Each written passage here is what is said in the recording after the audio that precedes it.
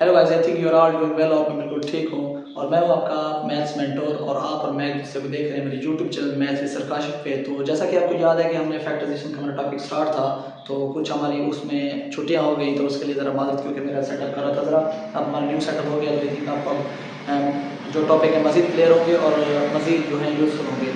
तो हमारा टॉपिक था पहला फैक्टराइजेशन, जिसमें हमने दो टॉपिक क्लियर किए थे, जिसमें कॉमन फैक्टर था और दूसरा था आइडेंटिटीज़। उसका तीसरा जो पार्ट था वो हमारे पास है मिडल टर्म स्प्लिटिंग, कि हम मिडल टर्म स्प्लिट कैसे करते हैं। ये भी एक फैक्टराइजेशन का एक टॉपिक है। अगर फैक्टराइजेशन आपको समझनी है तो उसमें से आपको मिडल टर्म स्प्लिटिंग जो है ज़रूर समझना होगा। तो मैं लिखता हूँ यहाँ पर एक सवाल, हमारा जैसे सवाल है, तो मैं क्वेश्चन लिखता हूँ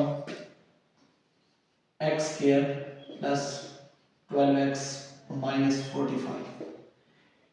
ये हमारा क्वेश्चन है जिसमें लिखा हुआ है x square plus 12x minus 45। अब हमने इसको स्प्लिट करना है, मिडल टर्म स्प्लिटिंग। इस नाम को याद पढ़ लेना, मिडल टर्म स्प्लिटिंग, यानी कि इसकी मिडल टर्म को स्प्लिट करना है, इसकी मिडल टर्म को स्प्लिट करना है। मिडल टर्म कौन सी है? 12x। सबसे पहले हमें ये देखना है कि जब आपके पास सवाल आए तो उसमें ये ख्याल करना है कि पहले x स्क्वायर की रकम हो, फिर x की रकम और उसके बाद कांस्टेंट हो।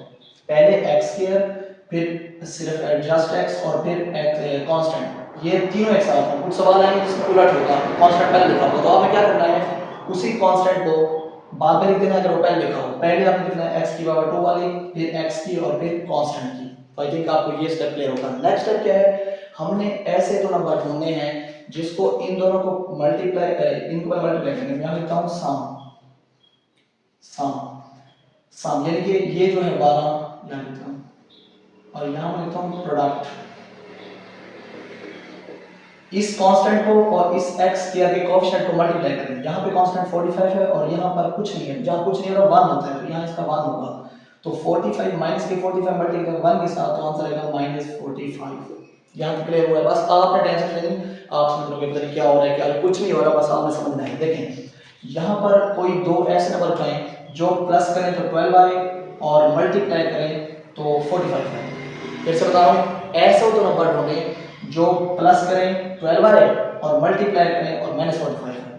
तो सबसे आसान तरीका ये है कि इस 45 को हम फैक्टराइज करेंगे प्राइम फैक्टराइजेशन से। आपको याद होगा, तो यहाँ पर लिखता हूँ 45 और इसकी प्राइम फैक्टराइजेशन करते हैं। ये होगा 5 से, 5 9 जा 45, 3 3 जा 9, 3 3 जा 1, तो ये आ गया।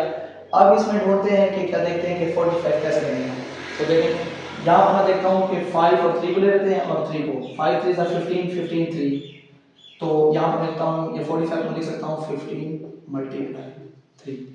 तो क्या 15 और 3 को मल्टीप्लाई करें 45 आता है? आप बोलेंगे ऐसा आता है। और -45 निकालना है, वो बताता हूँ कैसे निकालते हैं -45। तो 15 प्लस 3 तो -45 आता है, यानी कि दो नंबर ऐसे मल्टीप्लाई करें कि 15 तो आएगा। लेकिन दो नंबर ऐसे प्लस भी करें कि 12 भी आए। और अब देखें 15 प्लस 3 करें तो 45 आएगा, बिल्कुल ठीक। और 15 माइनस 3 कर दें तो 12 भी आ जाएगा। तो इसका मतलब हमारे दो नंबर ये हैं। तो दो नंबर निकालने के लिए कोई भी जो आपका ये होगा कांस्टेंट और x स्क्वायर कोएफिशिएंट, उसको मल्टीप्लाई करेंगे और उसका एलसीएम लेंगे, यानी कि प्राइम फैक्टराइजेशन करेंगे। जब ये आप कर लेंगे उसके बाद ये दो नंबर आ जाएंगे। अब आप देखेंगे कि यहाँ पर आंसर हम निकालना है -45, प्लस का नहीं निकालना, तो इन दोनों में से एक चीज तो माइनस होगी, कंफर्म बात है। तो यहाँ पर देखें 12 भी है, और अगर मैं ऐसे करूँ 15 और 3 को मल्टीप्लाई करें 45 तो आएगा, और यहाँ पर आंसर 12 है, तो 12 हमारा प्लस का आना चाहिए। तो छोटी रकम अगर माइनस की ले लूँ मैं, प्लस के 15 और माइनस के 3, प्लस के 15 और माइनस के 3, अगर प्लस यानी कि आप मैंने करूँ 15 मल्टीप्लाई -3, तो हमारा -45 भी आ जाएगा। फर्स्ट जो हमारा रूल है वो भी क्लियर। और दूसरा रूल क्या है कि 15 -3 कर दूँ तो 12 आएगा। तो ये क्लियर है, ये क्लियर। हमारा ये रूल था कि हमने इस 12 को प्लस कर, दो नंबर ऐसे भी प्लस करने हैं जिससे हमारा 12 आए। तो मैंने 15 और 3 को प्लस किया तो 12 आ गया, यानी कि ये माइनस के 3 थे और ये प्लस के 15 थे, तो 12 आ गया।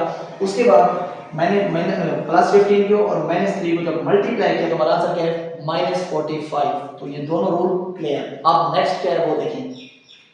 हमने दो नंबर निकाल लिए, अब हम क्या करेंगे, इसी जो हमारी ये एक्सप्रेशन लिखी हुई है हमने इसको क्या करना है, स्प्लिट करना है। असल काम अभी आएगा। देखें यहाँ पर बताऊं x स्क्वायर, इसकी जगह इस 12x की जगह हम ये लिखेंगे, जो नंबर उठाएंगे इसकी जगह इसको काट दें, इसको खत्म कर दें। तो यहाँ पर मैं क्या लिखूंगा, यहाँ पर मैं लिखूंगा प्लस 15x माइनस 3x और ये -45। आई थिंक बातें क्लियर हो रही होगी बच्चा, नहीं समझ तो बता दो मुझे। ठीक है, क्या मैंने किया है, मैंने क्या किया है, पहले मैंने क्या किया है, दो ऐसे नंबर उठाए हैं जिसको अगर मैं प्लस करूं तो 12 है, अगर मल्टीप्लाई करूं तो -45 है। तो हमने क्या किया है, प्लस के 15 और माइनस के 3 इन दोनों को मल्टीप्लाई किया है तो -15 आया है, और इन दोनों को प्लस किया है तो 12x आया है। तो मैंने इसकी जगह ये दो नंबर लिख लिए, इसकी जगह ये दो नंबर लिख लिए, उसको खत्म कर दिया। और हमारा नाम यही है मिडिल टर्म स्प्लिट, यानी कि हमारी जो मिडिल टर्म है उसको हमने स्प्लिट करना है, काटना है, उसकी जगह दो नंबर उठाने हैं। यहाँ तक आ गए। अब हमें क्या करना है, अब आसान है, अब हमें क्या करना है, इनका और इसका और इसका हमने क्या लेना है, अलग अलग ग्रुपिंग कर देनी है इसकी। तो इससे हमने कॉमन फैक्टर उठाने थे। देखें यहाँ x स्क्वायर और यहाँ भी x है, इन दोनों में से x कॉमन आ सकता है। अगर x कॉमन है तो यहाँ से x निकल गया, ये x स्क्वायर है, तो बाकी क्या बचा x प्लस यहाँ पे x खत्म, क्या बचा 15। अब यहाँ पे माइनस है, यहाँ माइनस है, तो यहाँ पर भी 3 है, यहाँ पर ये 50 45 3 के में आता है, तो -3 उठा लेते हैं कॉमन। यहाँ क्या रह गया x माइनस, अब ये माइनस बाहर आ गया, यहाँ क्या रह गया प्लस, और ये 3 के में आता है तो क्या बनेगा 15। दूसरा रूल ये है कि जब आपने इसकी कॉमन फैक्टर निकालना है तो देखना है इन दोनों में सेम होगा, ये भी x 15 होगा, ये भी x 15 होगा। अगर इन दोनों सेम नहीं आ रहे तो आप समझ जाएं कि आपका क्वेश्चन गलत है, आपका आंसर गलत जा रहा है। तो ये दोनों सेम होने चाहिए। नेक्स्ट स्टेप क्या करना है, हमने इन दोनों में से ये उठाना है, ये भी कॉमन है, हम यहां से उठा लेते हैं x 15, इन दोनों में से ये खत्म, इन दोनों में से ये खत्म, बाकी क्या रह गया, यहां से ये गया तो क्या रह गया x, यहां से ये गया -3, और यही आपका आंसर है, और यही आपका आंसर है। तो कोई मुश्किल की बात नहीं है, बस आपने समझना है सवालों को, तो इजी होगा। फर्स्ट स्टेप फिर से बता दूं, फर्स्ट स्टेप क्या होगा, कोई ऐसे दो नंबर आपने ढूंढने हैं कि जहां प्लस करें तो ये दरमियानी मिडिल टर्म आए, और अगर हम मल्टीप्लाई करें तो इस कांस्टेंट और इस कोएफिशिएंट का जो मल्टीप्लाई होगा वो है, यानी कि अगर आप प्रोडक्ट निकालें तो -45 आए, और अगर प्लस करें तो 12 आए। तो हमने दो नंबर उठाए थे, ये आ गए थे, फिर उसी जगह मैंने दो नंबर लगा दिए। उसके बाद क्या किया, उसी 4 नंबर को, जो 4 टर्म्स थी उसको हमने रिग्रुपिंग कर दी, रिग्रुपिंग के बाद हमने क्या किया, उसके हमने कॉमन फैक्टर निकाले, कॉमन फैक्टर निकालने के बाद इन दोनों से सेम था, एक से उठा दिया, बाकी जो रह गया उसको यहाँ लिख दिया। तो एक ये फैक्टर और एक ये फैक्टर, ये हमारा सॉल्यूशन सेट होगा किसका, इसका। तो आई थिंक आपको ये कंसेप्ट क्लियर हुआ होगा। तो आप जिस भी क्लास में आपको ये इस जो टॉपिक है मैथ्स का मिडिल टर्म स्प्लिटिंग, इससे पालना पड़ेगा, इससे वास्ता पड़ेगा। तो अगर आपने ये वीडियो पूरी देख ली मेरी, आगे मैं उनको एक दो सवाल करते हैं, तो मुझे मैं डेड श्योर बोल सकता हूँ कि आपको फैक्टराइजेशन में कोई मसला नहीं आएगा, कभी भी मसला नहीं आएगा, फैक्टराइजेशन आराम से कर लेंगे। तो जिसने पहले मेरे दो टॉपिक नहीं देखे फैक्टराइजेशन के, जो हमने निकाले थे कॉमन फैक्टर और आइडेंटिटीज, तो वो पीछे वाली वीडियो जाके पहले वो वीडियो देखिए, उसके बाद उसको ये वीडियो क्लियर होगी। अब एक और सवाल करते हैं तो मजीद आपको क्लियर होगा कि मिडिल टर्म स्प्लिटिंग होता है, ये क्या भला है। बस आप इसमें डरे हुए थे, तो आई थिंक अब आपको जरा जहन आपका खुल रहा होगा। तो अभी नेक्स्ट सवाल करते हैं तो आपको मजीद क्लियर होगा कि मिडिल टर्म स्प्लिटिंग है क्या चीज़। जी भी, तो हमारा क्वेश्चन 2 आ गया जिसमें लिखा होगा 40 + 3x - x²। तो सबसे पहले आपको मेरी बात याद आ रही होगी जो मैंने बताई है कि सबसे पहले हम कांस्टेंट नहीं लिख सकते, सबसे पहले हम x² लिखेंगे, फिर उसके बाद x लिखेंगे, फिर उसके बाद कांस्टेंट। तो सबसे पहले हम इसको रीअरेंज कर देते हैं। तो मैं यहाँ पर लिख सकता हूँ -x² + 3x + 40। मैंने क्या किया, सिर्फ इसको रीअरेंज कर दिया, x² - x² पहले, 3x बाद में, और 40 एंड में, यानी कि ये हमारा कांस्टेंट है। तो मिडिल टर्म हमेशा दरमियान में होगी, इसलिए हम इसको स्प्लिट करेंगे। ठीक है, तो सबसे पहले हम क्या करेंगे, वही बात कि हम ऐसे दो नंबर उठाएंगे, हम ऐसे दो नंबर उठाएंगे कि उसको अगर प्लस करें तो 3 आए, अगर उसको हम मल्टीप्लाई करें कि प्रोडक्ट निकालें तो यहाँ पर x है, यानी कि यहाँ 40 है, और यहाँ पर इसका ऑप्शन क्या है -1, तो यहाँ माना जाएगा, यानी कि यहाँ पर माइनस है, यहाँ पर 1 होगा, तो 40 और -1 -40। तो कोई दो ऐसे नंबर उठाएं कि जहां मल्टीप्लाई करें तो -40 आए और प्लस करें तो 3 आए, मल्टीप्लाई करें तो -40 आए और प्लस करें तो 3 आए। यानी कि हमने क्या किया है, इसको यहाँ रख दिया है और ये मिडिल टर्म को यहाँ लिख देते हैं। मिडिल टर्म यानी कि कोई दो ऐसे नंबर उठाएंगे कि अगर उसको हम प्लस करें तो हमारा मिडिल टर्म है, अगर हम मल्टीप्लाई करें तो हमारा कांस्टेंट और x² का कोएफिशिएंट, यानी कि इसके साथ कुछ नहीं है तो इसका 1 होगा, साथ -1 और 40 को मल्टीप्लाई करेंगे तो -40 आ जाएगा। इन दोनों का मल्टीप्लाई लेते हैं और इसका प्लस लेते हैं, इसका प्रोडक्ट लेते हैं, इसका सम लेते हैं। क्लियर। अब देखिए, अब दो ऐसे नंबर उठाएं कि अगर हम उसको प्लस करें तो 3 आए और अगर मल्टीप्लाई करें तो -40 है। तो सबसे पहले हम इसका क्या ले लेंगे, एलसीएम ले लेंगे। तो 40 का मैं एलसीएम लेता हूँ, 2 से होगा 2 to the 4 0, 2 1 20, 2 5 10, 5 ठीक है। यहाँ तक हमारे फैक्टर हो गए। अब देखिए हम इसके कुछ नंबर लेते हैं जिससे हमारा दोनों नंबर निकाल सकते हैं। नंबर यहाँ से जोड़ते हैं, हम लेते हैं 2 और 2 और यहाँ 4 आ जाएगा, 2 और 5 10 आ जाएगा।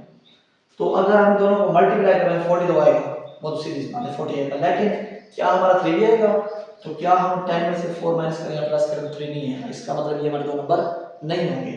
तो क्या हम ऐसे कर लेते हैं कि इस तीनों दो को ले लेते हैं, यानी कि ये दो 2 to the 4 4 to the 8, यहाँ क्या रहेगा 5। तो क्या 5 और 4 8 को मल्टीप्लाई करें तो 40 आएगा? यस आएगा, बिल्कुल ठीक। लेकिन क्या 5 और 8 में से क्या माइनस प्लस करें तो क्या 3 आएगा? यस आएगा। तो देखें कैसे, अगर मैं ले लूँ 8 और लेना भी माइनस 40 है, प्लस के 40 नहीं है, तो इन दोनों में से एक तो माइनस आएगा, इन दोनों में से एक तो माइनस का आएगा क्योंकि प्लस माइनस माइनस होते हैं। तो अगर मैं 8 इंटू माइनस 5 कर लूँ तो 8 माइनस 5 मल्टीप्लाई करूँ तो माइनस 40 आएगा। और अगर मैं 8 में से 5 अभी मल्टीप्लाई किया तो अगर मैं 8 में से 5 निकाल दूँ तो 3 भी आएगा। इसका मतलब दोनों हमारे जो कंडीशन है वो सेटिस्फाई होती हैं, यानी कि अगर हम 8 और 5 को मल्टीप्लाई करें, 8 और माइनस 5 को मल्टीप्लाई करें तो हमारा माइनस 40 आएगा। अगर हम 8 में से 5 माइनस कर दें तो फिर 3 भी आएगा। तो हमारे दोनों कंडीशन क्लियर है। तो हम ये दो नंबर यूज कर सकते हैं, इसी दो नंबर से हम मिडिल टर्म स्प्लिट कर सकते हैं। तो देखिए कैसे, अब यहाँ पर मैं लिखता हूँ माइनस एक्स स्क्वायर, इस मिडिल टर्म की जगह मैं क्या लिखूंगा 8x और minus 5x plus 8x minus 5x plus 40। यहाँ तक आई थिंक आपको बातें क्लियर हो होंगी। हमने मिडिल टर्म स्प्लिट कर दी, अब क्या करेंगे, हम इसकी रिग्रुपिंग कर देंगे, इसको अलग अब हमने क्या करना है, इसकी रिग्रुपिंग करनी है। तो यहाँ से मैं क्या करता हूँ, यहाँ से मैं माइनस एक्स कॉमन ले लेता हूँ, तो यहाँ क्या बचेगा x और ये माइनस 8 आ जाएगा, माइनस यहाँ से क्या लेता हूँ 5, यहाँ क्या बचेगा 8x और यहाँ पे क्या बचेगा माइनस 8।